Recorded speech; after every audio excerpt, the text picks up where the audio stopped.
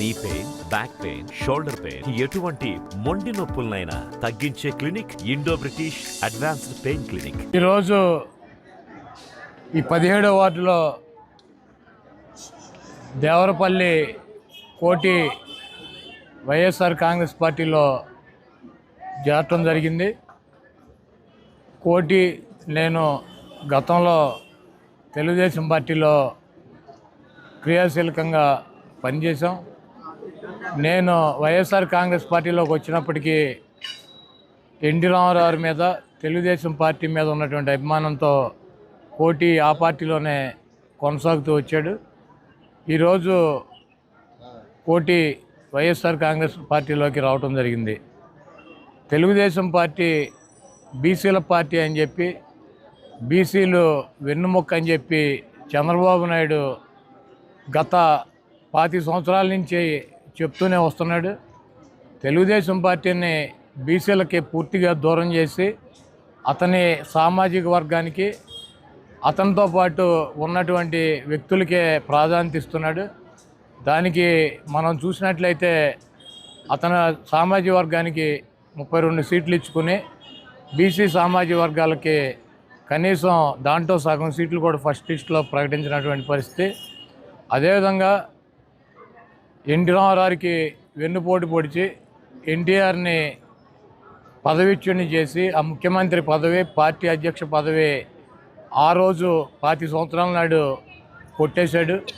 మళ్ళీ ఎన్టీ రామారావు కుటుంబ సభ్యుల్ని, వారసుల్ని అణగతొక్కుతూ అతని కొడుకు రాజకీయంగా బాగుండాలని చెప్పి ఆ పార్టీని అంటిపెట్టుకుని పార్టీ అధ్యక్ష, ముఖ్యమంత్రి పదవుల్లో కొనసాగాలని చెప్పి బీసీల కోసం ఎవరైతే పాటుపడ్డారో, బీసీల కోసం ఎవరైతే పార్టీ పెట్టారో ఆ పార్టీని ఈరోజు బీసీల పార్టీ కాకుండా ఎన్టీ రామారావు కుటుంబ సభ్యుల్ని అణగతొక్కుతూ మరి ఈరోజు చేస్తున్నటువంటి కార్యక్రమాలకి నిరసనగా కోటి లాంటి ఎన్టీఆర్ అభిమానులు ఈరోజు వైఎస్ఆర్ కాంగ్రెస్ పార్టీలోకి రావడం జరుగుతుంది.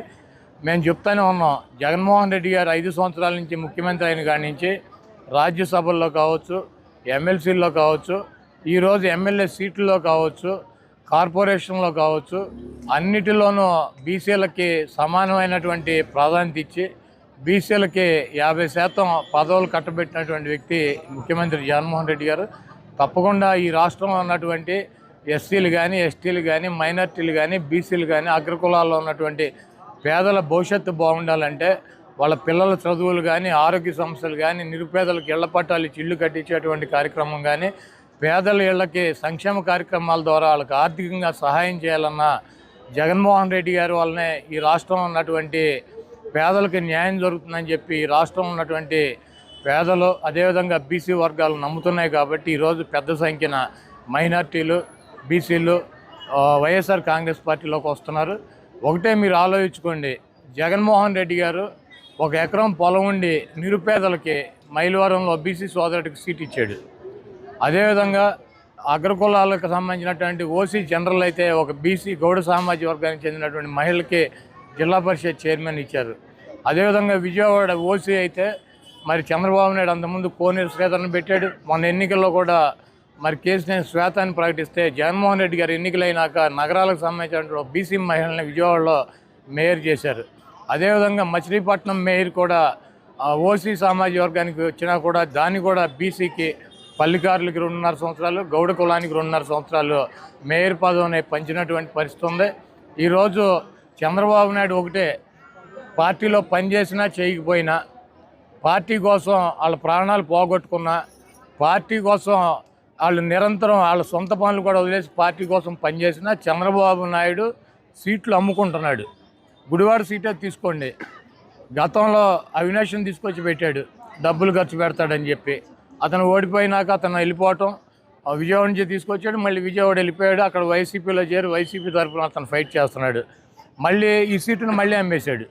ఒక ఎన్ఆర్ఐకి 150 కోట్ల రూపాయలు ఖర్చు పెడతానని చెప్తే ఇక్కడ ఉన్నటువంటి 5 సంవత్సరాలు పనిచేసినటువంటి రాజంకటేశ్వరరావుని కానీ, ఇక్కడ ఉన్నటువంటి పెన్ననేని కుటుంబాన్ని కూడా తెలుగుదేశం పార్టీలో చేర్చుకున్నాడు. వాళ్ళని వదిలేశాడు.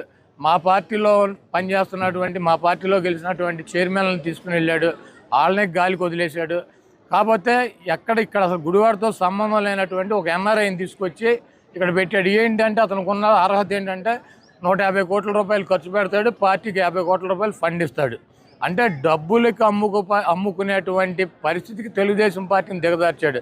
ఎన్టీ రామారావు ఆ రోజు తెలుగుదేశం పార్టీని స్థాపించిన రోజు డాక్టర్లకి, ఇంజనీర్లకి, లాయర్లకి, చదువుకున్నటువంటి విద్యావంతులకి, అనేక మంది బీసీలకి అధిక ప్రాధాన్యత ఇచ్చి వాళ్ళకి సీట్లు ఇచ్చి వాళ్ళకి గెలుపుకి కృషి చేసినటువంటి వ్యక్తి ఎన్టీ రామారావు. ఈరోజు గుడివాడ సీటు కావచ్చు, లేకపోతే ఈ రాష్ట్రంలో ఉన్నటువంటి అనేక సీట్లు డబ్బులు ఎవడుంటే వాడికి అమ్ముకునేటువంటి పరిస్థితికి వచ్చాడు. ఈ డబ్బులు పెట్టి సీట్లు కొనుక్కుని, డబ్బులు పెట్టి జనాన్ని కొనుక్కొని గెలుద్దాం అని చెప్పి కొంతమంది ప్రయత్నం చేస్తున్నారు. ఇది గుడివాడ గడ్డ. ఈ గుడివాడలో మరి ఇక్కడ ఉన్నటువంటి ప్రజలు విజ్ఞులు దాదాపు 2,000 కోట్ల రూపాయల అభివృద్ధి కార్యక్రమాలకి, 2,000 కోట్ల రూపాయల సంక్షేమ కార్యక్రమాలు, ఈ నియోజకవర్గానికి 4,000 కోట్ల రూపాయలు జగన్మోహన్ రెడ్డి గారు ఈ 5 సంవత్సరాల్లో ఇచ్చారు. ఈ 100, 150, 200 కోట్లు కూడా మా గుడివాడకు కానీ, గుడివాడ నియోజకవర్గంలో ఉన్నటువంటి ప్రజలకు కానీ ఏకమొక్క ఈ చంద్రబాబు నాయుడు సీట్లు అమ్ముకునేటువంటి ఈ చంద్రబాబు నాయుడికి, తెలుగుదేశం పార్టీకి, గుడివాడ నియోజకవర్గంలో ఉన్నటువంటి ఎస్సీ, ఎస్టీ, మైనార్టీలు, అగ్రకులాల్లో ఉన్నటువంటి పేదలు కుక్కగాటికి చెప్పు దెబ్బ అని చెప్పి ఎక్కడి నుంచి వచ్చాడు అక్కడికే ఫుట్బాల్ లాగా తన్ని రేపు మేలో కౌంటింగ్ రోజు పంపిస్తారు. ఇప్పుడు పురంధరేశ్వరి గారు ఏమన్నా ఉంటే ఢిల్లీలో కేంద్ర ప్రభుత్వంతో మాట్లాడుకోవచ్చు. మేము ఆర్బీఐ నిబంధనల ప్రకారం మా రాష్ట్రానికి ఎంతైతే అప్పు చేస్తామో అంత అప్పే చేస్తున్నాం. కేంద్ర ప్రభుత్వంలో అధికారులు ఉంది, వెళ్ళి కంప్లైంట్ ఇవ్వచ్చు. మేమేమన్నా ఎక్కువ పరిమితికి మించి రుణం తీసుకుంటే దాన్ని ఆపే ప్రయత్నం కూడా చేయొచ్చు, ఆపవచ్చు కూడా. ఊరికినే సొల్లు కబుర్లు. పురంధరేశ్వరి మేము తాకట్టు రాష్ట్రాన్ని పెడతాం కాదు. పురంధరేశ్వరి ఆవిడ ఎంపీ అవటం కోసం తెలుగుదేశం పార్టీకి, బీజేపీని తాకట్టు పెట్టాలని చూస్తుంది. ఆవిడ బీజేపీని తెలుగుదేశం పార్టీకి తాకట్టు పెట్టి ఆవిడ మరిదికి ఆవిడ ఎంపీ అవ్వాలని చెప్పి ప్రయత్నం చేస్తుంది. బీజేపీ శ్రేణులు, బీజేపీ పెద్దలు కూడా ఈవిడ చేసేటువంటి కార్యక్రమాలు మరి కనిపెట్టారు. రేపు రాబోయే రోజుల్లో బీజేపీ వాళ్ళు ఆవిడ పదవి కూడా ఓడగొడతారు. ఆవిడికి ఒక ఎన్టీ రామారావు కూతురుగా పుట్టి పదవి కోసం కాంగ్రెస్ పార్టీలో చేరి కేంద్ర మంత్రి అయ్యి మళ్ళీ ఆ పార్టీని సంకనాకిచ్చేసి మళ్ళీ వచ్చి బీజేపీలో చేరి ఏదో రకంగా పదవులు సంపాదించుకోవాలి, బీజేపీ సంకనాకిపోయినా పర్వాలేదని చెప్పి ఆవిడ ప్రయత్నాన్ని రాష్ట్ర ప్రజలు ఉమ్మేసేటువంటి పరిస్థితి ఉంది.